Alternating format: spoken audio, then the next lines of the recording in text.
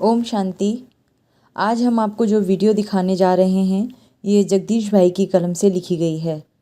एक बार बाबा क्लास कराने आए तो बच्चों से प्रश्न किया कि हमारा लक्ष्य क्या है। बाबा हमें कितना ऊंचा पद देता है, इससे और ऊंचा पद कोई होता है क्या? क्लास में एक भाई बैठा था। वह बाबा का दूर का संबंध का पोता लगता था। वो थोड़ा मजाकिया आदमी था।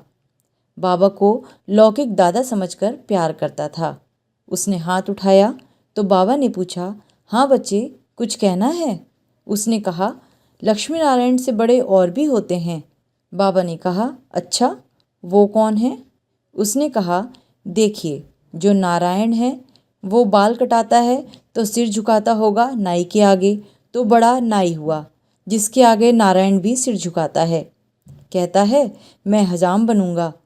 हजाम तो नारायण से भी बड़ा है, क्योंकि नारायण को भी उसके सामने माथा टेकना पड़ता है। सब खूब हंस पड़े। बाबा भी हंसे। ऐसे समय प्रति समय बाबा हंसा भी देते थे और प्यार भी करते थे। बाबा हम बच्चों को हंसते हंसाते ज्ञान देते थे। वो दिन कितने प्यारे थे और कितने न्यारे थे, क्या कहें। एक बार बाबा को शुगर की मात्रा बहुत बढ़ गई थी और ब्लड प्रेशर भी था। डॉक्टर ने कहा कि बाबा बहुत जल्दी उठते हैं, दिन में रेस्ट भी नहीं करते, आप इनको थोड़ा रेस्ट करा दिया करो, इनको रेस्ट लेने के लिए कहो। मुझे याद है, उस समय मैं मधुबन में ही था। दीदी मनमोहिनी जी और 2-4 भाई बहनों ने मिलकर बाबा से कहा कि बाबा, आप अमृत वेले योग में नहीं आइए। आप तो रात को देरी से सोते हैं और विश्व सेवा के बारे में सोचते रहते हैं। जब भी हम आपके कमरे में आते हैं आप जागते रहते हैं। आप दिन रात योग तो लगाते ही हैं, इसलिए थोड़े दिनों के लिए कृपया सुबह अमृत वेले योग में मत आइए। बाबा ने कहा, बच्ची, तुम क्या कहती हो, अमृत वेले ना उठूं? यह कैसे हो सकता है? यह ऑलमाइटी बाबा ने हमारे लिए समय दे रखा है, उसको कैसे छोड़ूं?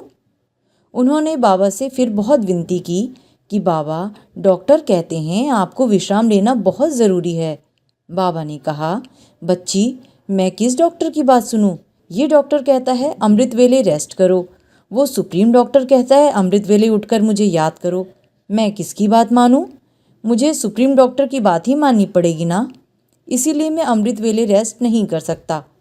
ऐसा कहकर बाबा ने उनकी बात को इनकार कर दिया। दीदी जी ने नहीं माना। उन्होंने कहा कि बाबा, डॉक्टर ने बहुत कहा है, इसलिए आप कम से कम 2-3 दिन मत आओ। हमारी यह बात आपको माननी ही पड़ेगी। बहुत जिद करने के बाद बाबा ने कहा, अच्छा बच्ची, मैं सोचूंगा। जब रोज के माफिक हम अमृत वेले जाकर योग में बैठे तो बाबा भी चुपके से आकर योग में बैठ गए। देखिए, बाबा ने अपनी ज़िंदगी में एक दिन भी अमृत वेले का योग मिस नहीं किया।